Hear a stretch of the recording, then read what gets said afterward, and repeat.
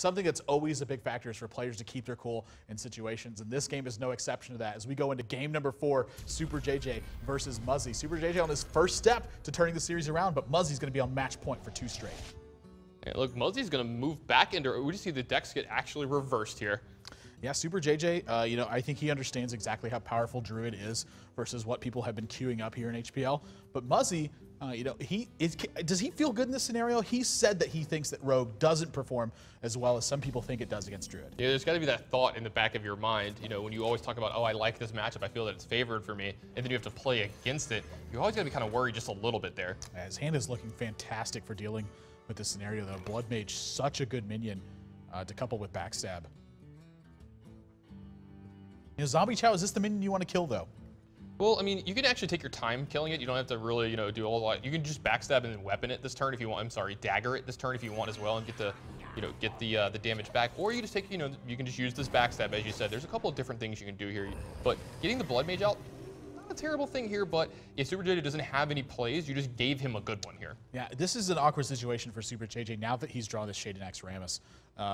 You know, you look at Muzzy's situation right here. If he coins out the Shade, Fan of Knives is going to kill it, and Blood Mage is still going to be on the board. So the Blood Mage actually dictates a little bit of the early play here. You know, it'd be a similar situation if he had Wild Growth too. You know, does he want a Wild Growth or does he want to take care of the Blood Mage? Those are the kinds of situations that really can make a big difference in the game, is when you're kind of dictating how your opponent is going to utilize Yeah, love this play from Super JJ here. Let's just get this minion into play. Just plays that SI7 agent for no value. But what you want to do is you want to be putting pressure on Muzzy to answer everything you're doing for the rest of the game, because that's where Rogue is really powerful. Yeah, so just threat's going to be added to the board. He's going to start pushing early. Yeah, this game's going to speed up quite a bit here in the next couple turns. Super JJ's got to figure out a way to start getting this board under control. Maybe it starts with Sludge Belcher here. Yeah, there's a chance that he does something like Sludge Belcher here, but I think he's just going to try to curve out normally. He actually might just trade off the Shade here. Yeah, I like this play a lot.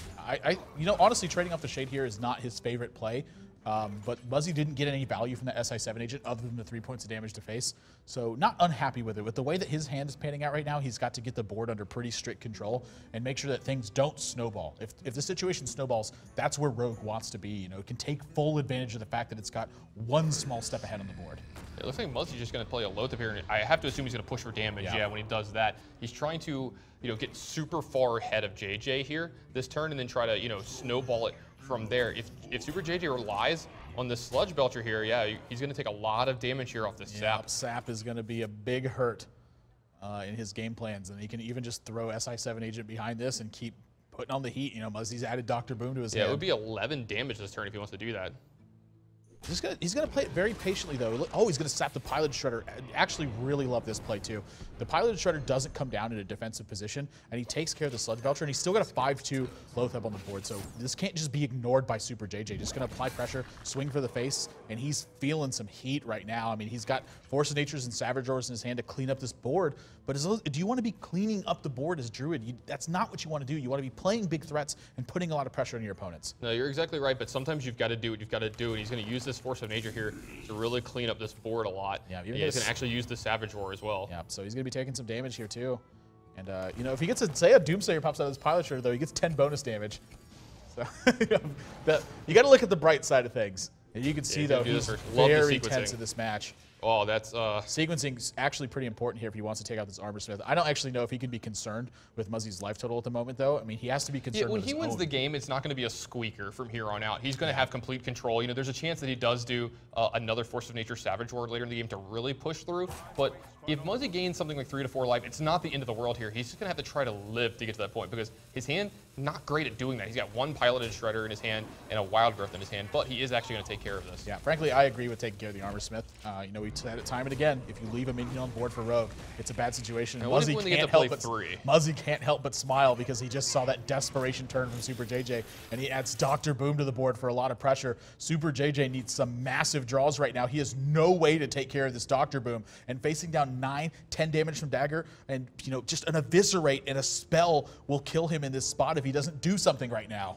Yeah, Muzzy already has 12 damage lined up for him if he uses Dagger plus Southsea Deckhand. Super JJ can't feel great going forward here. And he has the Wild Growth here, so he can Force of Nature Savage Roar again next turn. Yeah, I mean, he's going to be feeling some major heat right now. Fan of Knives gets picked up. That's not the pressure he's looking for right now, but this draw could make a big difference here. But he's got minions to add to this board too. Just everything going Muzzy's so way. he could actually do Azure Drake here because if it hits Eviscerate, that's also lethal from here. Yep, Fan of Knives going to deal 2 damage to this Pilot Shredder, and then a Boombot going to be able to take it out. And then, you know, I mean, the 4 damage from Boombot could make a big difference too.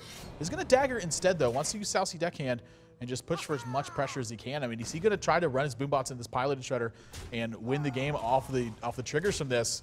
This Boombot's so important, only 2 damage. So a little bit of sigh of relief, and he even gets. He may even, I was gonna say, he may even run his Boombot into this Youthful Brewmaster. Oh yeah, he's going to use his health here and then run the Boombot into it to take care of it. He's going to run the Boombot in first. A little bit interesting there. I would assume he would have done the other way around to guarantee. Yeah, I would have liked to see him. Face. Yeah, to guarantee the damage on the face there. If he attacks Youthful Brewmaster first, he gets a guaranteed shot to Super JJ's face from his Boombot there. Super JJ can kill the Dr. Boom, but he can't kill the Azure Drake afterwards.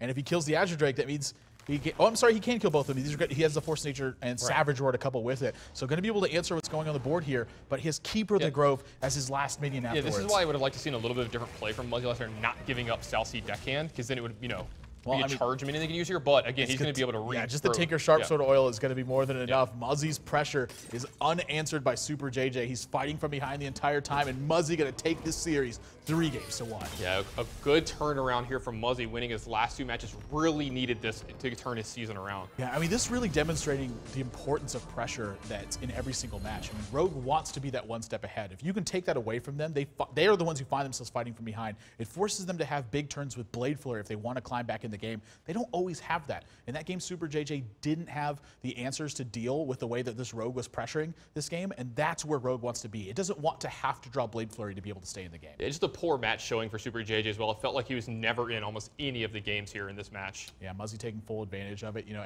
every single step of the way. The 2 handlock cues up at the beginning, that was really the interesting point for me. I mean, did he feel like he could just control Muzzy at every step of the way? I think that's what he had in mind. You know, Muzzy, he might have thought he was back the old Muzzy that we've seen earlier in the season where he was just aggressive, but he's been changing it up here a little bit lately. Yeah, I mean, the change-ups have been working fantastic for him, too. You know, now we've seen him integrate Rogue into his play, as well as Grim Patron Warrior. These are now 4 classes he's starting to win with towards the middle of the season here for Muzzy, and it's paramount for him. He needs to keep getting these wins on the board. Yeah, absolutely, and he's really turning his season around. Now he's actually within a shooting distance of that top 8 now. He's almost got an even record now as well.